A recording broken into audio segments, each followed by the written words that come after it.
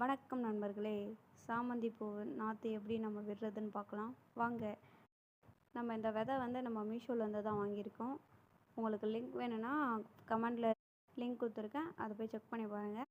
இதற்கு நம்ம ஒரு கிரேடு எடுத்துக்கிறோம். கிரேடு ஃபுல்லாக நல்லா வளத்தோடு இருக்க மண்ணை தேர்ந்தெடுத்து அதை ஃபுல்லாக கிரேடு ஃபுல்லாக கொட்டிக்க வேண்டும். நல்லா ஈரப்பதத்தோடு இருக்க மண்ணாக நல்லா வளத்தோடு இருக்க மண்ணை நம்ம ஃபஸ்ட்டு சேமித்து வைத்துக்கொண்டு பிறகு அந்த மண்ணை தண்ணியை ஊற்றி ஈரப்பதமாகிவிட்டு நல்லா அந்த மண்ணை சமப்படுத்தி விட்டுருங்க. பிறகு நான் எப்படி கோடு போடுறேனோ அந்த மாதிரி அழுத்தி போடாமல் மேலோட்டமாக போடுங்க. அதுக்கப்புறம் நம்ம எடுத்துருக்க விதையை கையில் கொட்டிக்கிட்டு அந்த விதையை அழுத்தி ப்ரெஸ் பண்ணக்கூடாது, மேலே லைட்டாக தூவி விடுங்க. ரொம்ப அழுத்தினா அது மண்ணில் வளராது. மேலேயே பொறுமையாக தூவி விடுங்க. இதுக்கு மேலே லைட்டாக கொஞ்சமாக எருவை தூவி விட்டு அதுக்கு மேலே நம்ம மண்ணை மெதுவாக தூவணும். அழுத்தி ப்ரெஸ் பண்ணக்கூடாது. மண்ணை அழுத்தி ப்ரெஸ் பண்ணால் விதை டேமேஜ் ஆகும், விதை வளராது.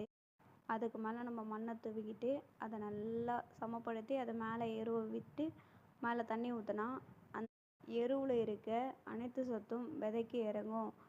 இந்த விதை வருமா வராதான்னு பார்ட் 3 வீடியோவில் போடுறேன். சேனலை சப்ஸ்கிரைப் பண்ணிக்கோங்க, ஒரு லைக் போட்டுக்கோங்க. Bye by.